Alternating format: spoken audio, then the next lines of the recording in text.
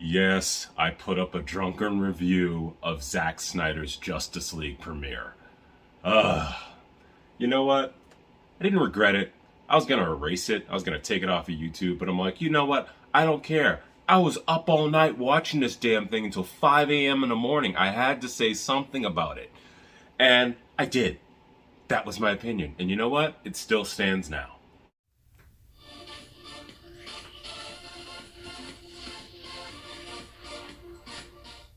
Hi, my name is Michael S. Garner. I do comic book related TV shows and movie kind of reviews, just my thoughts and everything like that on certain properties. And of course, DC is a big thing for me because I'm a big DC fan. It's not that I hate Marvel in any way. I do like Marvel. I just always gravitated a little bit more towards DC characters and the tone that they've always set for DC characters, and just the kind of the godlike thing with the majority of DC characters, even Batman.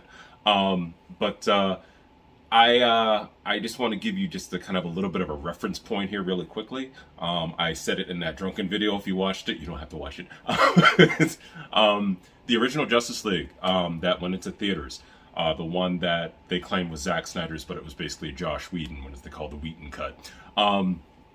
I didn't really have a big problem with it because my argument for that when it came out was that, well, you know what, a lot of people complained about Zack Snyder's previous work with Man of Steel and Batman v Superman, two movies that I really liked.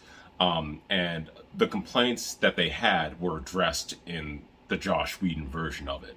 I don't like what happened to Zack Snyder because, like I said, I did like his previous movies, and I do like his take on the DC characters. So I wanted to see his version, but I accepted the fact that we got another director in there to do it.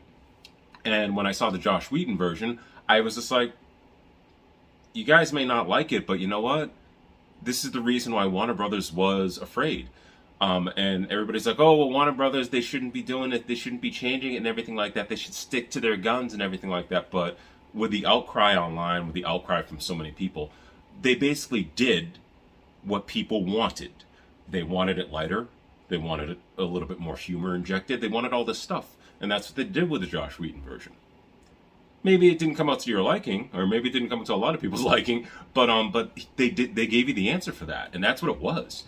So I accepted it for what it was because I'm like that. I'm like, okay, I accept that that's what we're gonna get and everything like that. I wish it was different. I do like the dark and gritty version, Zack Snyder's version, which this version is.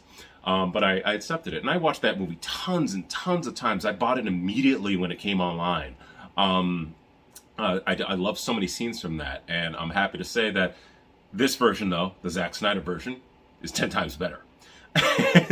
and only because it got to breathe more. You got to see more of the situations and what happened. And unlike Batman v Superman: The Ultimate Cut, which I felt that was good, but I did like the theatrical version of that instead. I felt that the Ultimate Cut was basically just explaining more crap, and I thought it was good. But I felt like it was just like, oh, this is filling in the little spots that people didn't understand and everything like that. But when I watched the original cut that was released in theaters of Batman v Superman, I'm like, I got it. But then I have to think it was a little inside baseball. If you weren't familiar with the DC universe, you probably didn't know certain things that were happening, like the Dark Side scene, the Nightmare scene, all that stuff like that. Flash coming back from the past. Hey, you have to she's the key. All that stuff. But yeah, so that's basically it. So going into Justice League, the Zack Snyder's Justice League. What I didn't get to say in that little stupid review that I posted the other day, but the night it premiered. I'm just going to go through a few things that I really liked about it. Like I said, I do like this version a lot. I've watched it now three times. Granted, I fast forward some scenes because I'm like, okay, certain talk scenes I didn't need to see because I got it the first time around. And I can't spend 4 hours on it. So I just like fast forward through certain things, but I just love Zack. I'm really glad that you got to do this, and it's monumental, and I love this version.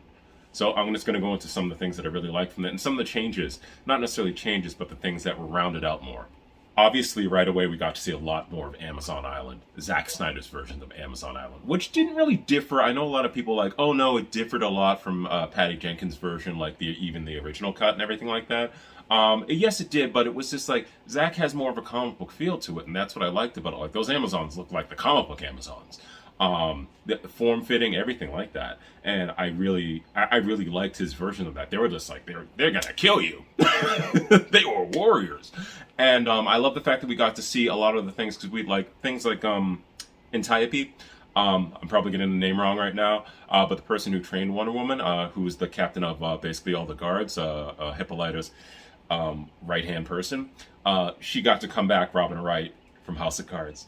She got to come back to do this. And we were told that prior to the original Justice League release, the Joss Whedon cut. And I was like, where is she in this? And we didn't get to see her in the original cut. So it was good to see her in this. Even though she didn't have any talking scenes, it was just good to see her in this. And it was good to see all the Amazons, more like the ones that you're familiar with now. Because we got some of that in Patty Jenkins' Wonder Woman movie. But this, we even got more. And I wanted to mention one thing. Is there is one Amazon, I cannot remember her name, but I'll put her up here. She actually, the actress who played her, and she's more important in the comic books, just to let you know if you don't know that already. The actress who played her, I think that she's really good. I love her. She was actually in the TV series of the Sci-Fi Network, Krypton, based upon, well, Superman's home planet back in the olden days. And she played General Zod's mother's mother. So she played General Zod's grandmother. And she did such a good job in that series. I loved her in that series. She was so badass, too. And to see her as an Amazon, and like to have her, and I'm sorry for that little beep because my tablet goes off when I say that word, so I'm probably not going to say it. But to see her as one of the warriors, I was like, damn, I just love her. I wish they gave her even more. And I hope in the future, I know everything's changing now, and depending upon how well this does, I hope they bring her back because she's supposed to be Wonder Woman's good friends. And it would be nice to see that Amazon, like her in the real world and everything like that. It just, yeah. But just to see the whole rounding out and to see when Steppenwolf went to go get the mother box from the temple on the Themyscira. That whole scene, I love the fact that they extended it out and you got to see breathing. Like I said, the scenes got to breathe a lot more. So you got to see a little bit more, like more the quiet moments and everything like that, and then the badass action moments and that whole scene. I liked it before in the theatrical cut. I said that was a good. I mean, like, damn, they fought tooth and nail to keep that damn mother box. In this one, they fought tooth and nail and more. And yeah, I know it's rated R and everything like that, so they get to show the blood and everything like that. But that wasn't the thing that impressed me. It was just the fact that it was just so gritty. It's like this. You knew these are warriors. I really appreciated the fact that they had little through lines throughout the movie that gave you something in the beginning that connected to the end, which is normal. But but those things were lost in the theatrical version of the Justice League. Like, instead of having Lois Lane be the smoking gun that stopped Superman, it was her morning routine that basically made her the smoking gun. In this case, she got up every morning, she got her cup of coffee, she got another cup of coffee for the police officers who were guarding the Superman memorial site and everything like that. And I was like, whoa, whoa, whoa. And of course, if you didn't know, the cop is played by Jimmy Olsen from the original Christopher Reed Superman movies, which I like that nod and everything like that. He didn't have too much to do, but it was just nice to see him there. It was just kind of a cameo. Which we didn't really get in the other movie. We saw him for a split second, but I was like, oh my god, you had a whole scene, and they just like ripped it out too.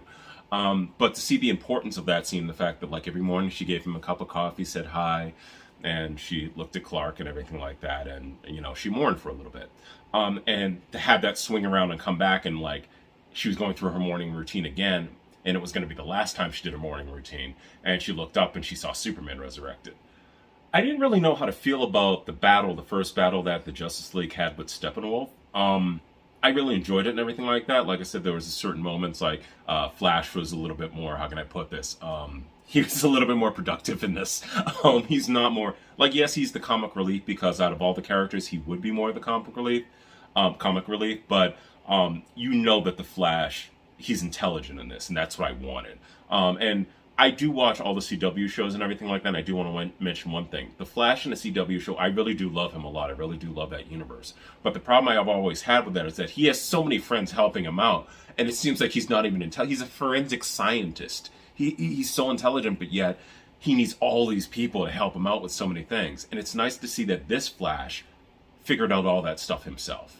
He figured out the fact that he could time travel. He figured out all this stuff, spoiler alert. He figured out all this stuff himself.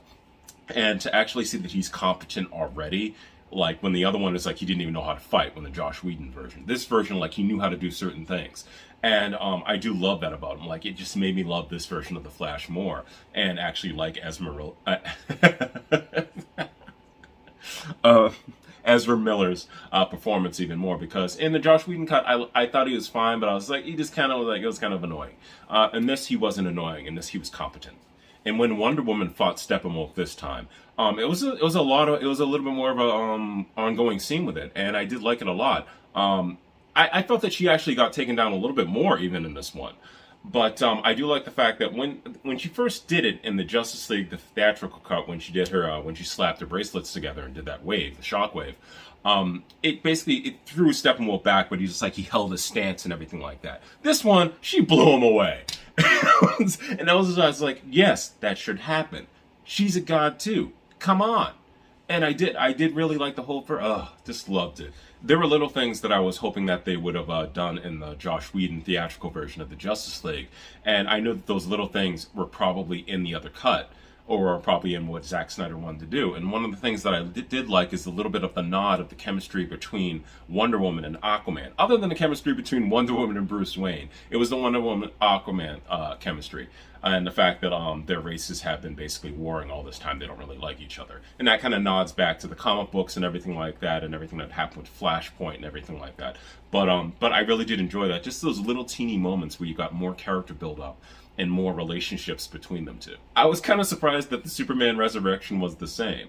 I really didn't have a problem with it in the other one, in the Josh Whedon version, but the fact that it was basically the exact same resurrection, it was just more involved in everything like that, and the science of Krypton and all that. But I did enjoy the fact that he was resurrected, and we still got that fight scene between Superman and the Justice League.